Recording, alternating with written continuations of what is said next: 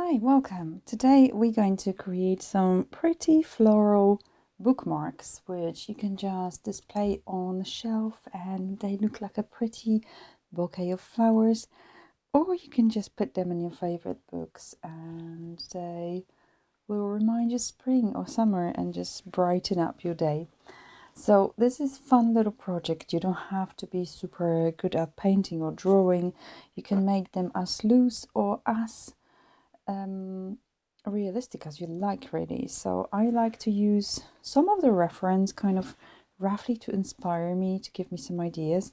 And I bought these books in charity shops and eBay, and these are always a good source of inspiration and just looking at the shapes and colors initially, and then I take it to my own stride. So with this type of flowers for bookmarks, I would recommend to use more solid kind of shapes rather than wispy. What I mean by wispy is something that is very difficult to cut out, that has lots of little elements spread like a cloud of tiny dots. That will be difficult to cut out. So bear that in mind when choosing your images. This is one of my favorite books for flowers. It has kind of my more technical drawing, just an idea. But my very favorite book is this White Flowers of Britain. When it comes to botanicals, it just has those humble little plants that are maybe not so decorative like those showstoppers in a garden with gorgeous color and so on, or shape, but these are really interesting. They have interesting textures and shapes and just can get you out of your box if you're struggling for idea, and they can give you a little bit more whimsical finish. Look at that, it's just so gorgeous. So I'll be coming back to this book and creating more drawings with just ink, I think, and maybe a little bit of a splash of color. But for today, most of my flowers will be coming from this book. So I did a little research. I have chosen some of the flowers and I will carry on with that. For now, I'm just going to put it on the side so it's not taking too much space. Let me tell you about what materials I'm using. And honestly, if you're just starting out, don't think like you have to have all the gear from the most expensive palette or whatever. So when it comes to paper, you can get very expensive paper and very cheap. I would definitely avoid using something like a copier paper. Invest in, if you can afford something super expensive, in the cheapest watercolor paper, because without it just doesn't work. Here I have from shop Cas Art, which is a art online. They do have a stationery shops as well, actually, but I do always order online, and it's a great shop, great quality paper for not so much money, to be honest. This is 50 sheets, A4 size, and I usually paint halfway, so I cut my paper half and create 2 images, but for this one I'll be using full pages. Probably 2 of them should be enough. And this is cold press. That means you can see all those little textures on here. There's also hot press, which is very smooth, and I usually use that because then you can go over the paint later with your color pencils with a little bit more details, and I really like that finish. But for this type, I thought it would be nice to show a little bit of texture, a bit of that roughness, a bit of that watercolor characteristic. So it doesn't matter which paper you're going to use, as long as it is designated for watercolors. So you need a pot of clean water and tissue paper. I would advise to get kitchen towel. That is cheapest possible, because some of those expensive ones, they just suck the water too much, if that makes sense. For paint, I do have a few different palettes, but today I'm going to use my Schminke. I love this palette. It has such a nice selection. I did actually add a few colors here, so it's not original. everything, but most of them belong to this palette. I had it for a few years now, and honestly, you can never use up probably the old paint from it. It's gonna last you years and years. So I love this one, but you can use whatever you like. Even having like a really small palette, just few colors, would work fine. So let's put it on the side. And I love my palette here. It's a nice generous size, so I don't have to ever worry about cramming things, colors running into each other too much. So yeah, that's my setup. It's very basic, very simple. There's not much to it. I do have watercolor brushes as well. But today I'm going to stick to the same sort of size, which is medium large size. I think that will be fine. With the brushes, it depends on the company. You can have on the brand, you can have different number in one brand and different in the other. So if I say number 8, I might not tell you much, but this is number 8 Mustard Touch Aquamarine Watercolor Round. I really don't remember where I bought it. It was in a set, obviously, because I can see another ones within that set. This is Filbert. It's a bit like cat's tongue, by the way. I'm not using that today. Easily getting distracted already. Okay, let's put these aside. Oh, I nearly forgot. We also have pencil. I do like using mechanical pencil for watercolors because it does leave very, very delicate line of pencil that is not going to be a trouble to get rid of later. So that's easy. And this one is 0.7 millimeter. There are also different numbers. I think 0.5 I have someone lying around, but it's not such a massive difference. The difference is that it's different from a standard pencil. It is very much more delicate, much more tiny one. So it's easier. And I have my rubber here, which is kneadable eraser, and I always use that to erase when I do watercolors. The very important bit of my equipment for today is my liner. So this is Tombow. It's a company that makes lovely marker pens, brush pens. I think it's a Japanese company, if I'm correct. Viewed in the souk. I can't even read it. It's basically a brush pen. They do it at different. How to explain that? The way when you press it, it is softer or harder. So sometimes when you press it, gives you a thicker line, and then you lift, it's thinner. So they do a couple of different sizes, but they are all very similar. The important thing is that this marker pen is waterproof. So if I, for example, start with making black lines first and then put the watercolors, it's not going to make a mess. It's absolutely fine. Where some of the marker pens or liners can be non-waterproof, so just make sure that you actually check that and that you know it's safe. Okay, so where do we start? First of all, go through your book, or if you don't have a book, go to Pinterest or online and just flick for different flowers that grab your attention, flowers that make you happy, that are meaning anything to you. You don't have to draw every possible flower in the world. It's just what speaks to you. I chose a few different shapes and characteristics, and I'm going to paint 7 flowers, because in a bouquet you aim to have odd number of flowers. It's just aesthetically pleasing when that is. I always pull paper out of my thing, because when we're going to be painting, it's nice to put it on the side, let it dry, and you can carry on with your second page. So you don't waste time waiting around. You can just keep going with your other flowers. So first of all, let me tell you something about I discovered after creating a first time the flower bookmarks. It is nice to keep them on the shelf in a little pot. It looks really adorable.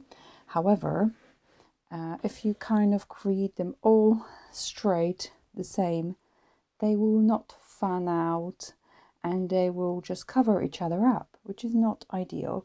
So you want to create your flowers with the stems at different kind of angles, so they're not competing against each other and they not cover each other up.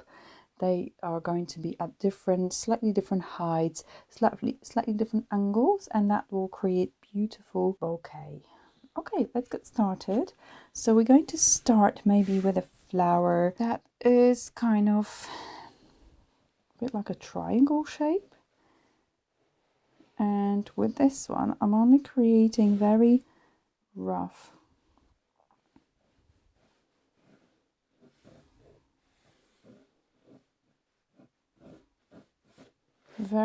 sketch with my pencil, very delicately. Then another flower would be, let's say, a little pansy.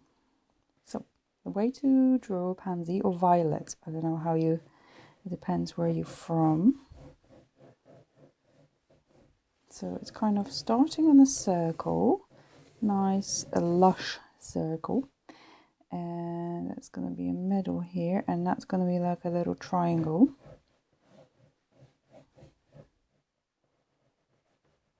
And don't be afraid to correct things within that sketch, that's fine.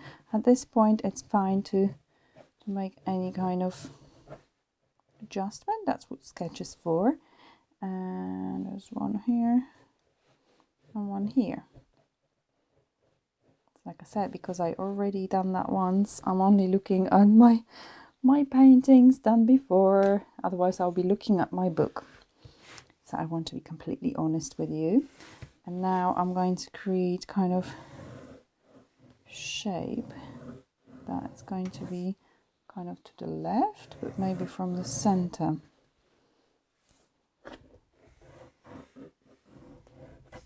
Okay, that looks great. Next flower will be echinacea, that's the one.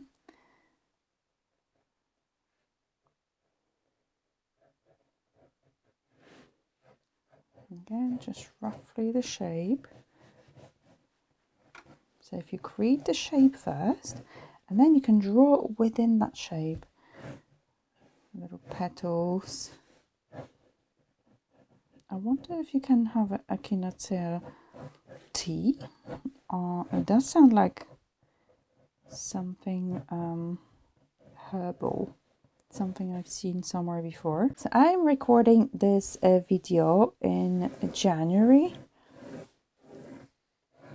and I'm having massive longing for spring and summer, missing those very, very much. So this is echinacea done.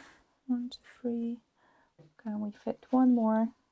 Okay, let's make maybe this zinnia. This zinnia is lovely. This was actually at the right angle, I think.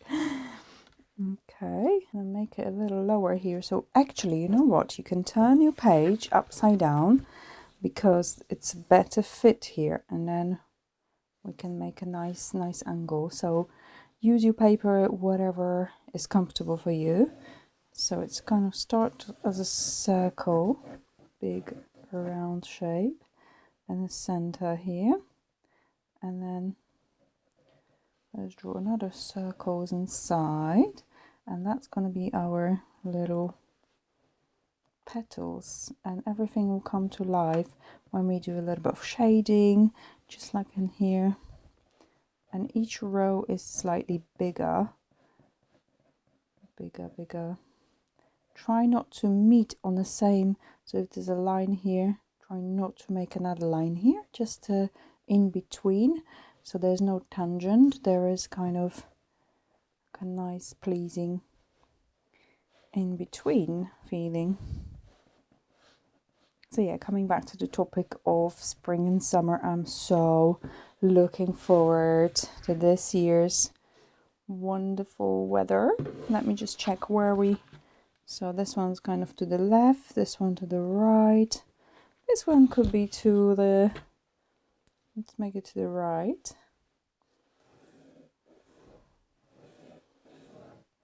Okay. So that's our first sketch done. And let's try another set of flowers. This time we have this, I told you that it's not good to create those kind of clusters when you have clouds and kind of flowers, but this one is so solidly together. I thought it would be nice anyway to put it together. And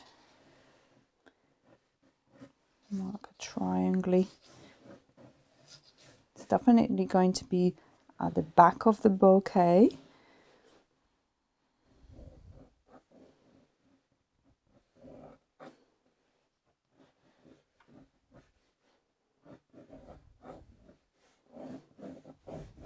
Just try to be nice and loose at this point. Give it a little bit of movement. I don't have to worry about creating all single flowers here because that's what I'm going to do with my ink. So this one's done, and we have a couple more flowers. There's something like peony, but it could be well could be rose. It's so similar when you draw it. So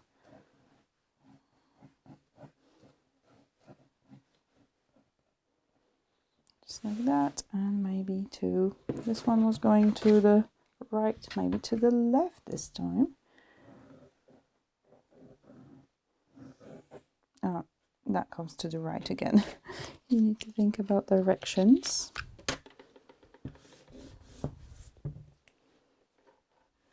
Oh, the thing is, this is on our way now, unless I turn it a little bit at the angle, because it doesn't really matter. And that will work. And one more, and this is my favorite from the ones I've done actually. It's so loose and the change of color, so hopefully I'll be able to recreate that. Not sure what flower that was. I don't think it's very well known. And we just put where that scent is going to be. It looks like a fire, kind of.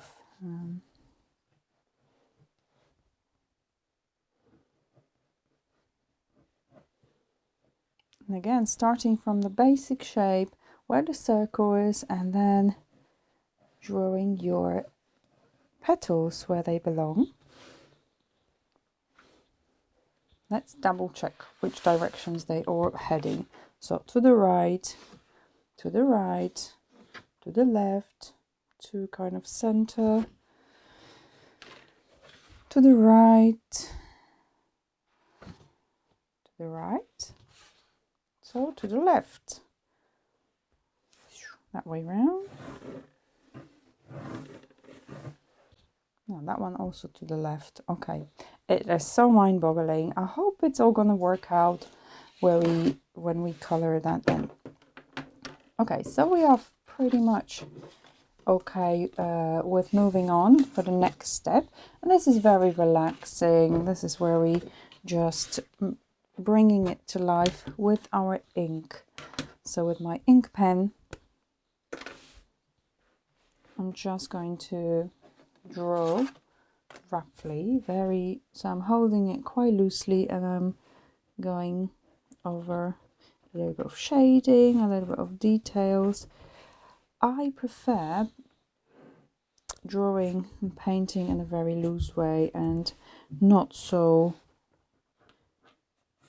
literally. I have admiration to people who are doing very much very faithful copies and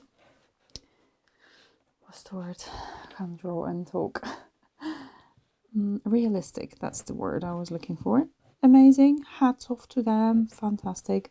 I can see that's a massive skill, but aesthetically I am much more drawn to things that are loose and kind of expressive. So, you know, it's entirely up to you. You can choose whatever you prefer, and just little dots, little spots. Make it more exciting. Great, so that's our first flower done. Next one There isn't that much inking involved. I would like to add a little bit of leaves as well into here.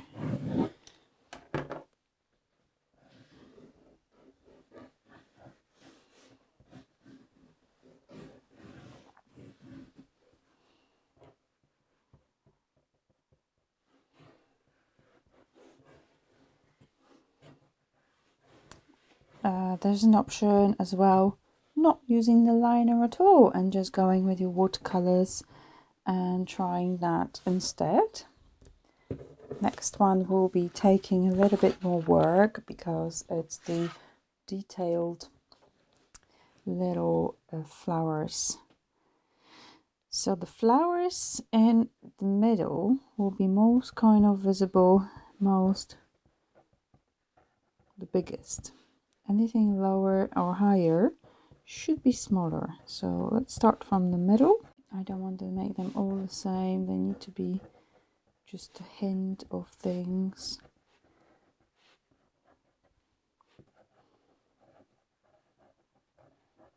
And imagine how lovely it is when you actually reaching for your book and there is a bookmark that is a pretty flower, and you can remember those relaxing times you were actually painting them.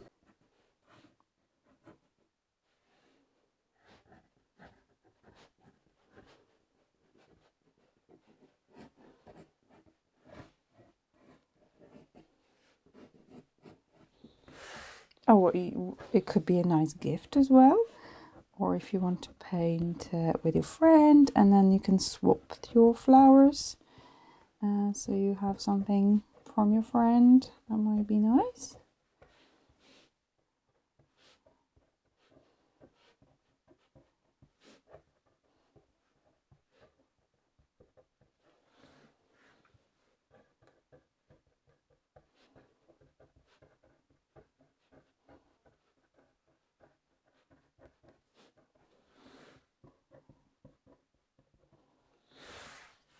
Okay, so this is done. Now we need to do our second page, and here we're going to start with that zinnia. Zinnia is this flower. So starting in the middle and going smaller.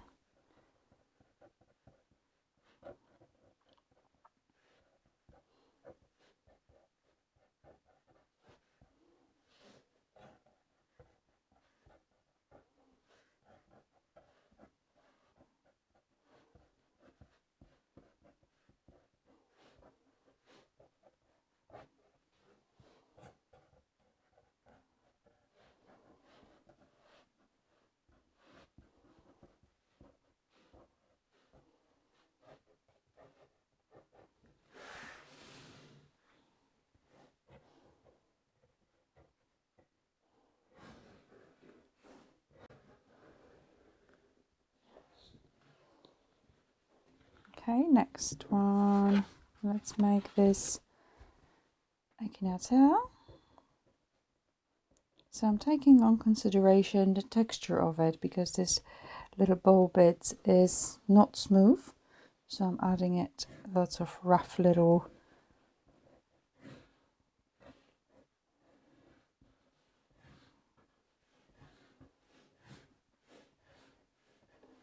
What else is that you could turn it into a bookmark? Maybe like a little houses. Maybe this is something I could do next time.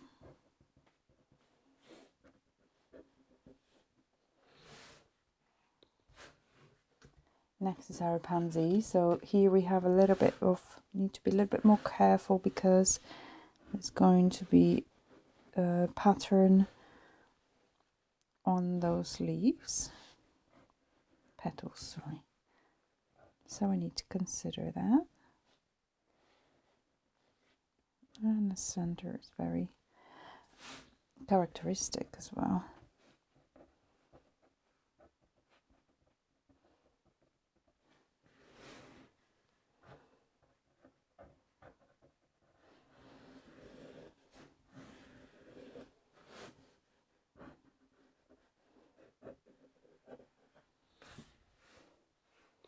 One more left, and this is very tricky one.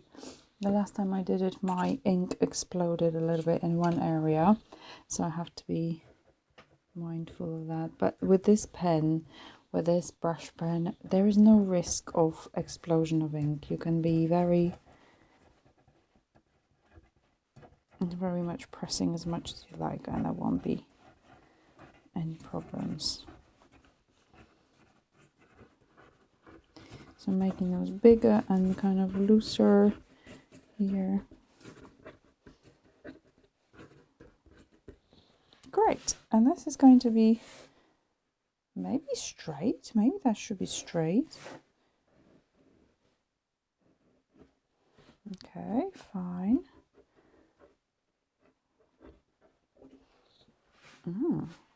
So you see, you can make a decision until last minute with those sketches, so it's fine. And now we're just going to wrap with rubber. And you don't have to wait for a very long time for this to dry. With the ink from my other kind of fountain pen, I had to wait a really long time for it to dry off, making sure it doesn't smudge. Oops. Also, my pen didn't really like the texture of this paper, so that's why it went a little bit pear-shaped.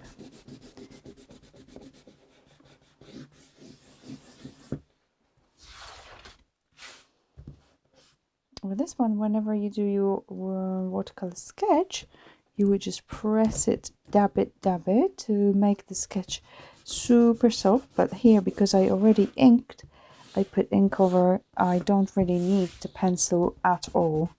So that's why I'm getting rid of it completely. And another page.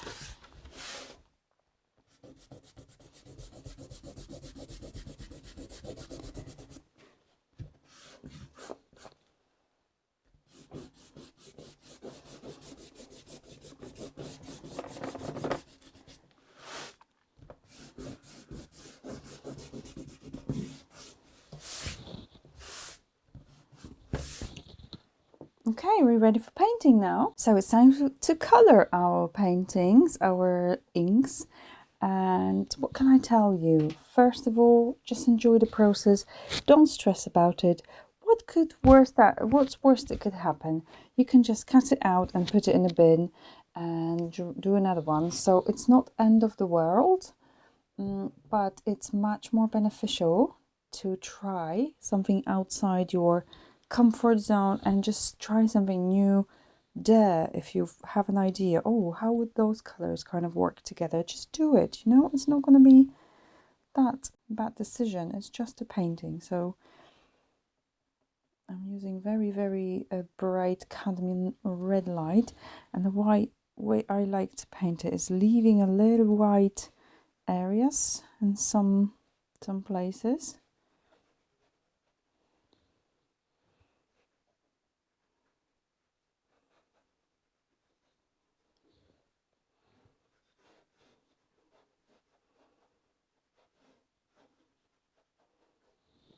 And in the center, I'm going to use my favorite shade of yellow. Actually, it's chromium orange hue. The yellow is yellow hue deep. This is more of orange, and I'm just dipping a little bit more on those petals. And then I'm going to use that yellow I mentioned, which is yellow hue deep. I love it. It's such a nice warm shade. And I'm going to add a little bit of purple magnetic, what's it called? Manganese violet. Sorry, I really need to invest in glasses. I can't see from here. Basically, it's purple, and I'm dropping it a little bit here and there because it gives a shadow area here. And remember, your painting always will dry a little lighter than you can see it, so don't worry too much if it looks dramatic. For me, the key is interesting combination of colors. That works well. And I'm going to do the stems at the very end, so I'm not going to do it now. Next one is peony sort of thing. What we're going to use is permanent carmine, which is kind of pinky. And I'm going to really dilute it with water. It's going to be super weak. Just doing it here and there and everywhere. And then I'm mixing maybe that pink and red that I had earlier and just creating folds. A little bit more saturated in the center because that's where they all folding together. It's up to you how much in detail you want to go. You don't want to overwork it as well, so it's so tight.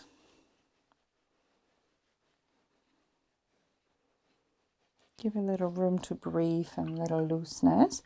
And again, I'm going to add a little bit of that purple as it gives a bit of dimension. Center a little bit lower here. Great. Next one is this flower here. It's like a little meadow kind of flower, and I'll be using the May green, which I never usually use. It's very much like apple green, and I'm covering roughly the whole flower. You can still see a little bit of pencil.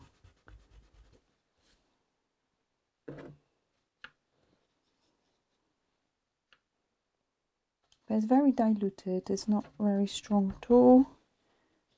You can add a little stronger in the center and then finish off with a yellow in the center. Mix yellow and green, make a different feeling. Watercolors are so forgiving, you can go really to town with the combinations of colors as well, and a little bit of that purple here. Show the shadows. Okay, so this is our first bit down here. Now the second, let's let it dry and we will get another page. Here we're going to use that zinnia as a little bit that we need to concentrate on. So I'm going to create kind of like a pinky reddish paint here. Red, pink with magenta as well.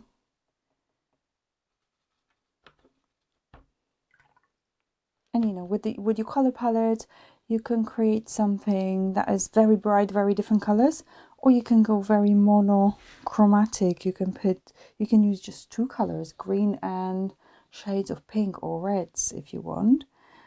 It's entirely up to you. So I'm using titanium white here to mix it up to make it more pinky.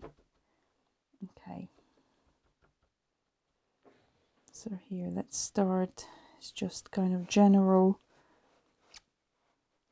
pink around on those petals, and then closer to edges we're going to add darker version. I'm going to drop a bit more color, but again I'm leaving out a little bits of white. It's not completely covered, and that's the aesthetic I like in watercolors. You can choose what you like.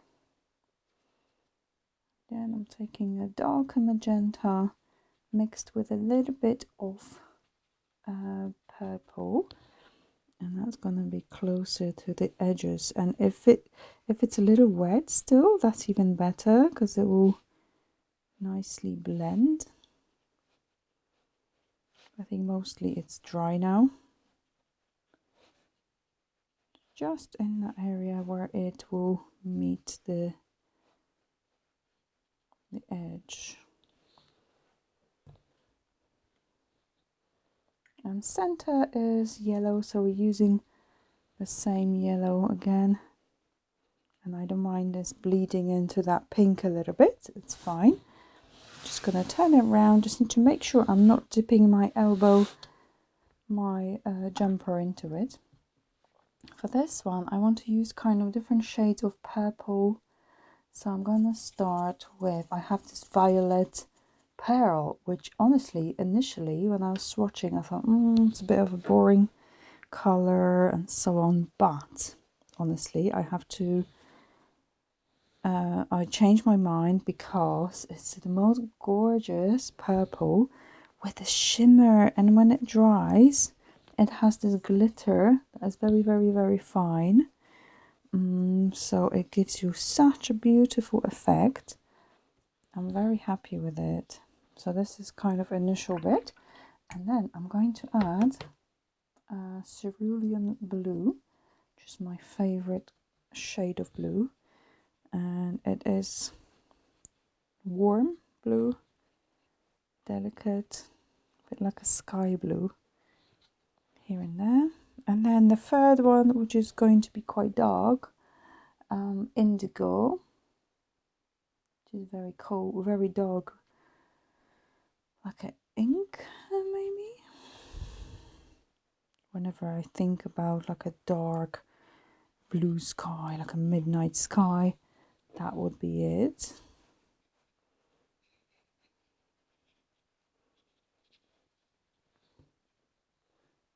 That's it. And maybe a little bit of pink, just to give it variation. So I'm going to pick up this permanent carmine and just drop it here and there.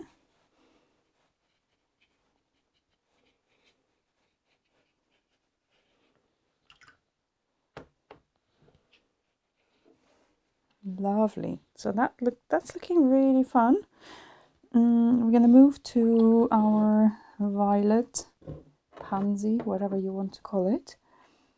And the colors for that one, I think ultramarine finest. 1, 2, 3, 4. You see, I have my chart here. Otherwise, I would not be able to tell by those what shades of blue they are. So it's absolutely important when you get your palette, it is important to swatch it. Actually, I might go for Delft blue, which is the second one here. Okay, let's do that one. So here we starting off in the center and kind of very strong. And then, whoops, another bit. I'm going to actually mix up this blue because I'm not happy how dark it is. So this is cerulean blue mixed up with that one. You can see, leaving that impression of texture of it. And here I would like to add a little bit of that purple glittery one, just a little bit. If it's just a solid one color, it doesn't look, it's like a wasted opportunity for watercolors, because watercolors are magical, and when those two colors blend, it looks so much better than just keeping it solid. It gives a bit of a dimension, a bit of magic. It's up to you, but you know, I could not waste that opportunity. Okay, I'm happy with that. I could actually add a tinge of pink there, just so it's a little bit more. Yeah, that's gorgeous. Another one we have here, it's kind of like a browny, orange brown. Let's start with burnt sienna. 5, that's the one. Burnt sienna, and just start with this one here. And start with the top. Again, leaving a little bit of white here and there, just to give impression of light. And we're going to build on that, so I'm going to add a bit of orange kind of closer where the light would hit it, and darker areas with I think it's Indian red. It hasn't got very much chroma, it's very subtle, but it's dark.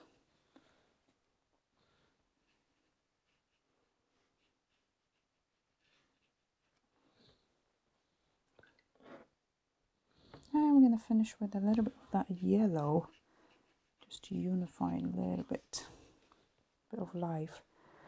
Okay, I'm fine with that. Oh, that shimmer. Oh, I don't know if you can see it. It looks so beautiful. So nice. So this is phase 1. Now what we can do is add green. We're just going to add green, and then we're going to let everything dry. So let's choose. I have this lovely Hooker's green, which is one of my favorite greens. It is very subtle, and I'm going to mix it. Make sure there's enough. I'm going to mix it with a little bit of burnt sienna, just to make it a little bit more like olive. And very loosely, I'm holding my brush like loosely and not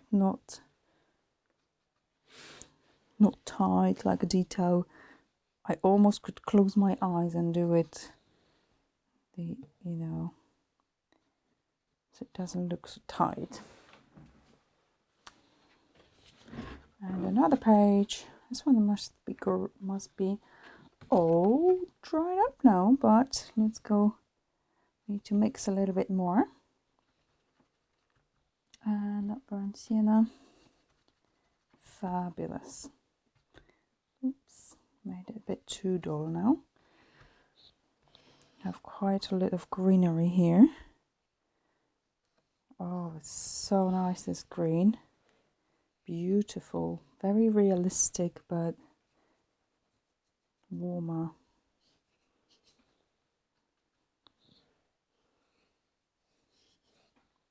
Bit of a dry brushing effect on the edges there. Oh, went a bit too far, but it's not a problem. It's fine, honestly. The aim of the game is to create a relaxing experience for you, so you can just enjoy and create something pretty without too much stress.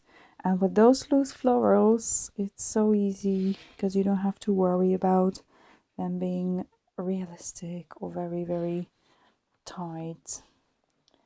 So it's so much better to just have fun with them. So at this point, I'm going to go and make myself a cup of tea and let this dry for now. Okay, see you in a few minutes. So we came to the last two bits of this project, and we can make those, what are they called? Stems? I think they go stems. A little bit more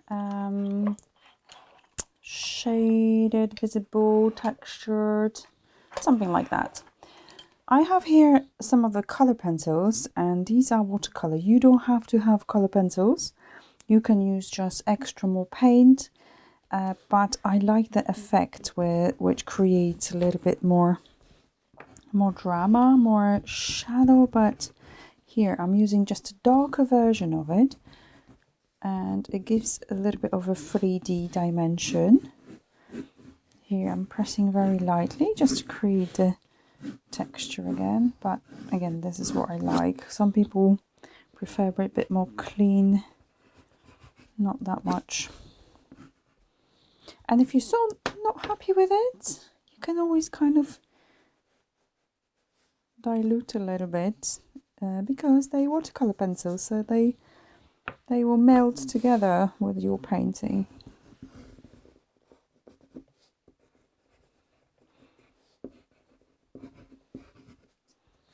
Upside down. I wasn't even sure what I'm doing. And a second page.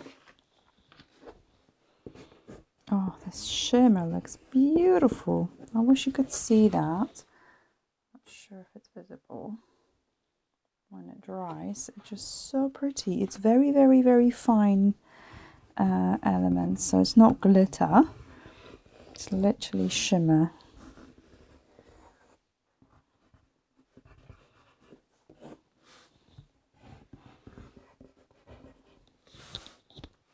So some of those plants I want to give a little bit more definition to, and I love Inktense pencil. Let me show you what it looks like, if I can find it.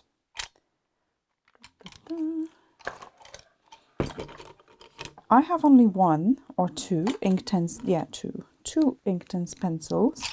They're colored pencils, but they are really ink inside, so that's interesting twist. So when you have watercolor pencils, there's like a watercolor pigment inside. They work like that. Here you have ink, so that's really cool, and they have a nice defined line. So I have purple and black. Here I'm going to choose purple. It's still strong dark color, but a little bit not as stark as black.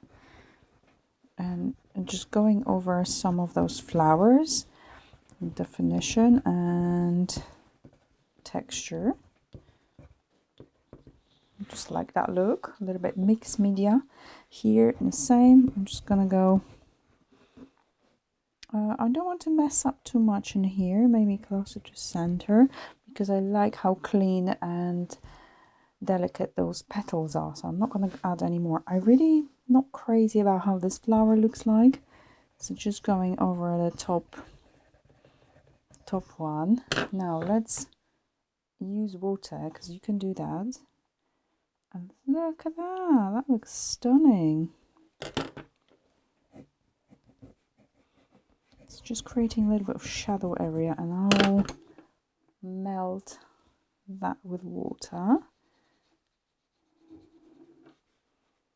It doesn't completely dissolve, so bear that in mind. It will leave a little bit of a streak of pencil, but I think it needs a little bit of life. It looks a little bit dark and moody, so a bit of orange, bright orange. Okay, I think I prefer that one, the initial one I did, but never mind. Maybe I wouldn't use so much burnt sienna next time if I was painting that type of flower, but maybe it wouldn't look nice in that composition that we did. Okay, so here I'm going to choose something close to that pink that is darker. That might not be it. Here we go. That might be closer. Carmine Rosa. And I'm just going kind of gently. I'm not pressing very hard at all into those folds.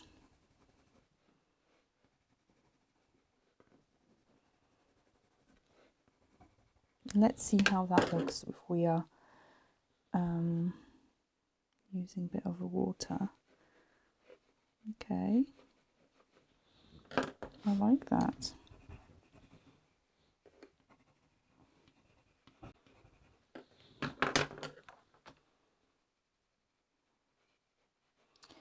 I'm a very impatient person. I don't like waiting too much for results, and so that fast pace is good for me. I do like that.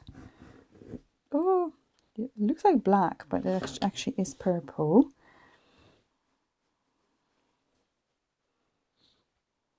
Okay, maybe a bit too dark, but you know, it's not end of the world, like I said. And now coming back here, I'm just making it a little bit more pretty. Those shadows. So we need a little bit of shadows here, because it's such a deep kind of setting. Otherwise, it will not look like it. It will look very flat.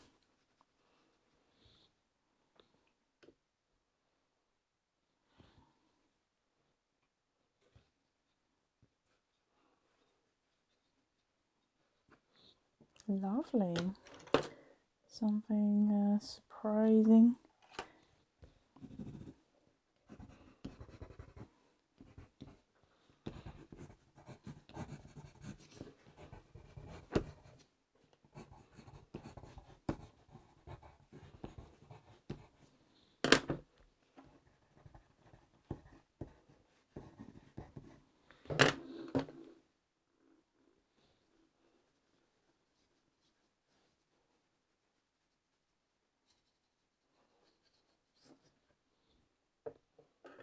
So my color pencils are from Faber-Castell, the Albrecht Dürer, excellent company, and my Inkten's are from Derwent Inkten's, the ink pencils. Not sure if I mentioned that. Let's go to the last bit, and here I'm actually going to use paint.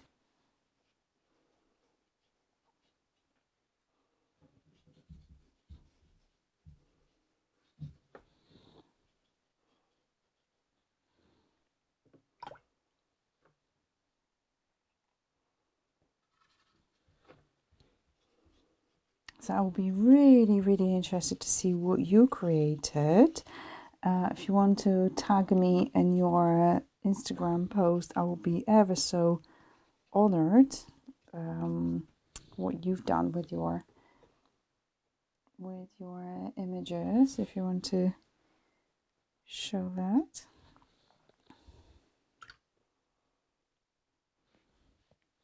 So at this point I have a different shade of green, which is called phthalo green. Let me show you here. You see, it's very kind of acidy, cool green. It's opposite, and I will add that here and there, just a few little speckles, so it will liven up this green. Otherwise we're just going to end up with exactly the same green everywhere, and it's going to be dull. So on both images,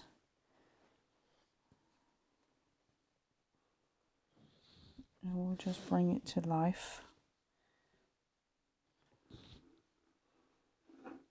And that's done. So all we need to do now, you can go in fast, you can go add more details, whatever you like. Actually here, doesn't even bother me if it's upside down. Just a little bit more detail here. Those. Oh, it's so nice. All we have to do is cut it out. Okay, so we need to let it dry and cut out. I feel like I could drop a little bit more color in here. Like there's not enough differentiation. Magenta and green. Oh, it's a bit of a mess. Let's use that beautiful yellow hue that we had and mixed up with that May green. I think that will give a nice combination. Okay, perfect. May green. Do I want to put a little bit on plants? Can do. Depends what look you're going for. If you're going for something toned down or something lively, something that will pop out of the page. These give a little bit of life and freshness. I'm not a massive fan of this May green generally, but for this reason, just to add a little bit of feeling of fresh air, fresh greenery, it does good job. So we combined pretty much 3 different shades of green. Okay, I think the painting phase is complete. So we're going to let it dry again and move into cutting out. You leave a little bit of white area around. Don't cut in too tight.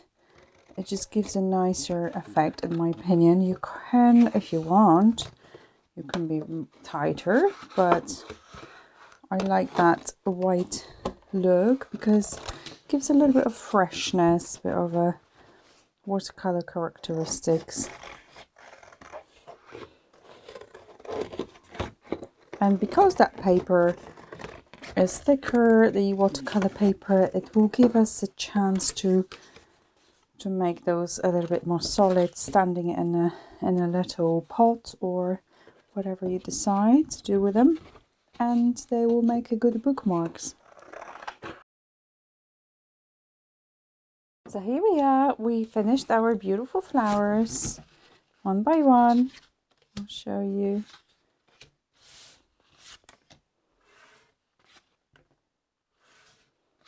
different colors and textures. And now we're going to put them in a bouquet.